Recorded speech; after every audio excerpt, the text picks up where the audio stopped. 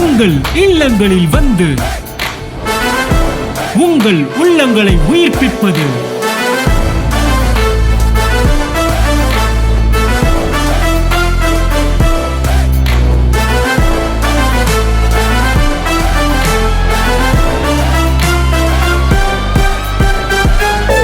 உங்கள் channel DJ. ஸ்தோத்திரம். போன வாரம் வந்து நான் சாட்சி சொல்லியிருந்தேன். அன்னைக்கு நைட்டு வந்து போன வாரம் சண்டே நைட்டு வந்து ஒரு 7 மணி இருக்கும். திடீர்னு வந்து பார்த்திங்கன்னா மழை லைட்டாக தூரிக்கிட்டு இருந்துச்சு. என் பையன் வந்து எங்கள் அண்ணன் ரூமில் விளாண்டுட்டு இருந்தான்.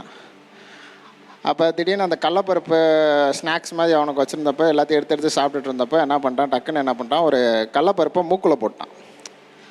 அந்த கடலப்பருப்பு என்ன ஆயிடுச்சுன்னா மூக்குக்குள்ளே போயிடுச்சு.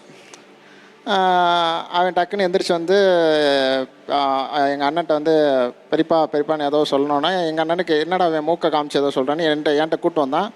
உடனே நான் என்ன பண்ணேன், டக்குன்னு வாங்கி என்ன இருக்க மூக்கில் அப்படின்னு பார்த்தா ஒரு கடலப்பருப்பு போய் இங்கே அடைச்சிருச்சு. ஒரு பக்கம் மூக்கை நல்லாவே அடைச்சிருச்சு. அப்போ டக்குன்னு என்ன பண்ணோம், நான் என் ஒய்ஃப் எல்லாமே வந்து எடுக்கிறதுக்காக ட்ரை பண்ணோம். நாங்கள் எடுக்க ட்ரை பண்ணப்போ என்ன பண்ணாங்கன்னா உள்ளே போயிட்டே இருக்கு அந்த கடலப்பருப்பு. ஒரு பக்கம் மூக்கை நல்லாவே அடைச்சிருச்சு, நல்லா லாங்காக உள்ளே போயிடுச்சு. அப்புறம் அவனும் ரொம்ப அழ ஆரம்பிக்கிறான். இப்போ ஒரு பக்கம் அவனுக்கு ஏற்கனவே வேறு சளி பிடிச்சிருக்கு. அவனுக்கு என்ன பண்ணுறதுன்னு எங்களுக்கு ஒன்றுமே புரியல. சரி டக்குன்னு ஹாஸ்பிட்டல் கிளம்புவோம் அப்படின்னு சொல்லி பார்க்குறோம். டக்குன்னு பார்த்தீங்கன்னா நார்மலாக தூக்கிட்டு இருந்த மழை பார்த்தீங்கன்னா அப்படியே சடசடசடன்னு பெரிய மழை, பயங்கரமான மழை. நான் போய் மூக்கு என்ன எப்படி இருக்குது அப்படின்னு பார்க்குறதுக்கு டார்ச் எடுக்க போகிறேன், லைட் எடுக்க போகிறேன். உடனே கரண்ட்டு போயிடுச்சு. கரண்ட்டு போனோன்னா இன்னும் எனக்கு பேனிக் ஆக ஆரம்பிக்குது. வீட்டில் இருட்டாக இருக்குது, இவனை போய் பார்க்கணும். திரும்ப என்ன பண்ணோம், சரி ஓகே டக்குன்னு பார்த்தா பெரிய மழை பெய்யுது. சரி இதை இனி இங்கே ட்ரை பண்ணக்கூடாது, நம்ம ஹாஸ்பிட்டல் கூப்பிட்டு போயிடும் அப்படின்னு சொல்லிட்டு டக்குன்னு என்ன பண்ணேன், ஃபோன் பண்ணேன். நான் எப்பயும் கூப்பிட்ற ஆட்டோக்காரரால் ஃபோன் எடுத்தார். அவர் வெளியே இங்கே இருக்கேன் அப்படின்ட்டார். டக்குன்னு இன்னொருத்தவர் கிடச்சேன். ஆனால் இந்த மாதிரி எமர்ஜென்சி உடனே வாங்க அப்படின்னு டக்குன்னு வந்துட்டாங்க.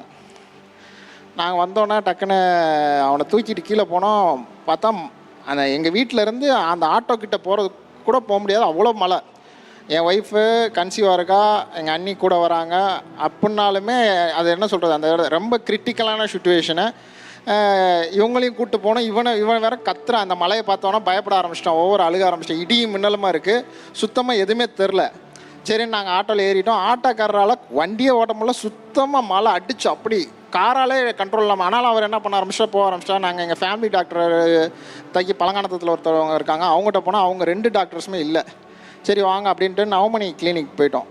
நவமணி கிளினிக் போனோன்னா அங்கே போனோன்னா டாக்டர்கிட்ட பார்த்தோம். டாக்டர் இந்த மாதிரி கடலப்பருப்பு போனோன்னா சரி நீங்கள் அப்போ மேலே செகண்ட் ஃப்ளோருக்கு கொண்டு வந்துருங்க அப்படின்னு சொல்லிட்டு செகண்ட் ஃப்ளோருக்கு கூப்பிட்டு போயாச்சு.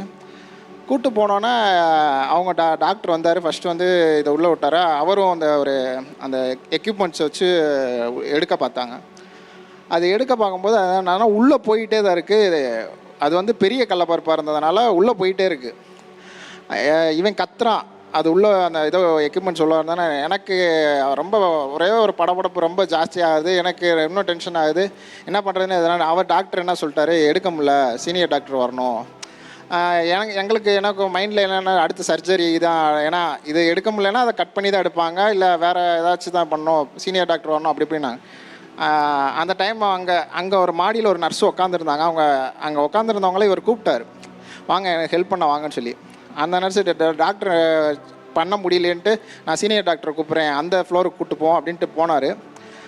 அந்த நர்ஸ் என்ன பண்ணாங்க, டக்குன்னு அந்த இடுக்கி எடுத்து டக்குன்னு உள்ளே விட்டு இப்படி சும்மா தான் இப்படி உள்ளே விட்டு எடுத்தாங்க, வந்துருச்சு.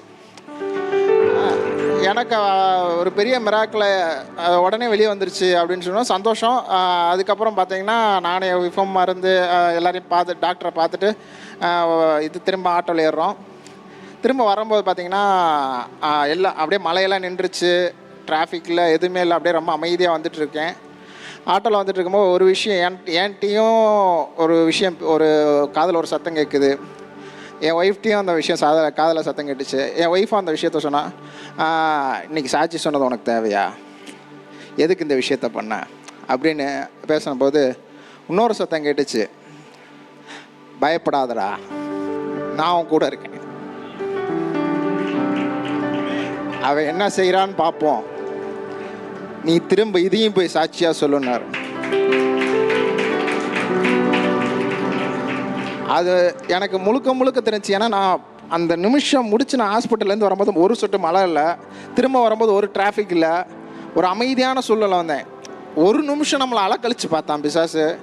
எங்கள் 2 பேருக்கும் அப்படியே நாங்கள் சாட்சி சொன்னது தப்போன்ற அளவுக்கு நம்ம சாட்சி சொன்னதுனால மிரட்டுறான் பிசாசு. நான் அப்போ யோசித்தேன், ஆண்டவரே நான் உங்களுக்கு திரும்ப சாட்சியாக நிற்பேன். ஆண்டவர் சொன்னார், நீ பயப்படாத, நீ போய் சொல்லு, உன் கூட ஆண்டவர் நிற்பாருன்னு சொன்னார். So thank you. உங்கள் இல்லங்களில் வந்து உங்கள் உள்ளங்களை உயிர்ப்பிப்பது